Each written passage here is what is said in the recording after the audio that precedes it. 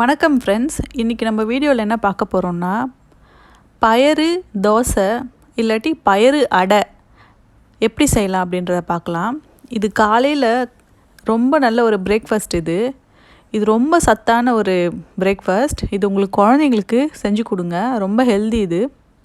இதுக்கு தேவையான பொருட்கள் என்னென்னு பார்த்தீங்கன்னா, இட்லி அரிசி கொஞ்சம், கடலைப்பருப்பு கொஞ்சம், உளுத்தம்பருப்பு கொஞ்சம், பச்சை பட்டாணி, பாசி பயறு, வெள்ளை கொண்டக்கடலை, இது எல்லாமே கொஞ்சம் கொஞ்சம் எடுத்து 1 கப் வர அளவுக்கு ஊற வச்சு எடுத்து வச்சுருக்கேன்.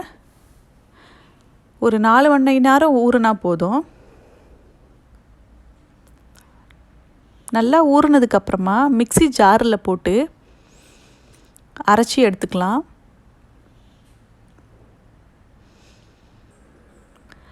தோசை மாவு பதத்துக்கு அரைச்சி எடுத்துக்கலாம்.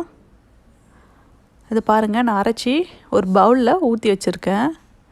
இதில் தேவையான அளவுக்கு உப்பு சேர்த்துக்கோங்க. கொஞ்சம் சீரகம் போட்டிருக்கேன். பொடியாக கட் பண்ணி வச்சுருக்கேன் வெங்காயத்தை சேர்த்துக்கலாம்.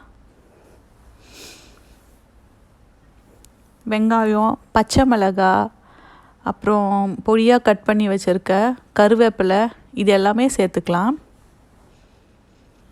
வெங்காயம்லாம் சேர்த்து செஞ்சோம்னா நல்ல டேஸ்டியாக இருக்கும். நல்லா மிக்ஸ் பண்ணிக்கோங்க.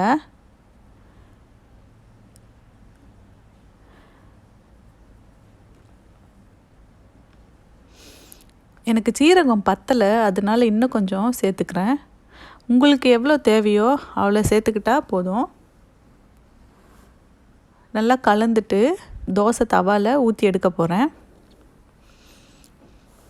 தவா நல்லா சூடானதுக்கப்புறமா இப்போ தோசை மாதிரி ஊற்றிக்கலாம்.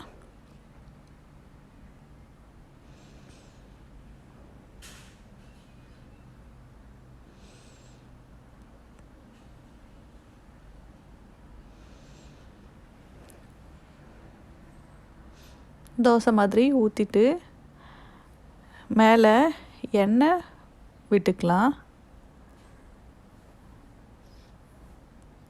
எப்போவுமே இந்த அடைக்கு நீங்கள் நல்லெண்ணெய் ஊற்றி செய்யுங்க. ரொம்ப நல்லாயிருக்கும், டேஸ்ட்டாகவும் மணமாகவும் இருக்கும். நல்லெண்ணெய் யூஸ் பண்ணுங்கள்.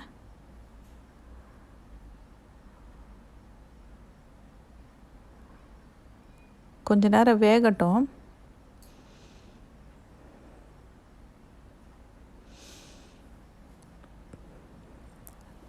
இப்போ நல்லா திருப்பி போட்டுட்டு இன்னும் கொஞ்சம் நேரம் வேகட்டும். ஏன்னா இது பயரெல்லாம் சேர்த்துருக்கிறதுனால வேகிறதுக்கு கொஞ்சம் டைம் எடுக்கும். நீங்கள் ஒரு சாட்டர்டே சண்டே போல் ஃப்ரீயாக இருக்க மார்னிங் டைமில் இதை செய்யுங்க, நல்லாயிருக்கும். இது பாருங்கள், ரெடி ஆகிடுச்சு. இது பாருங்கள். இப்போது இது கூட நீங்கள் தேங்காய் சட்னி வச்சு சாப்பிட்டிங்கன்னா நல்ல டேஸ்ட்டாக இருக்கும்.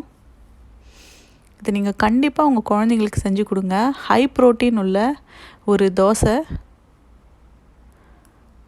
குழந்தைங்களோட வளர்ச்சிக்கு இது ரொம்ப யூஸ்ஃபுல்லாக இருக்கும்.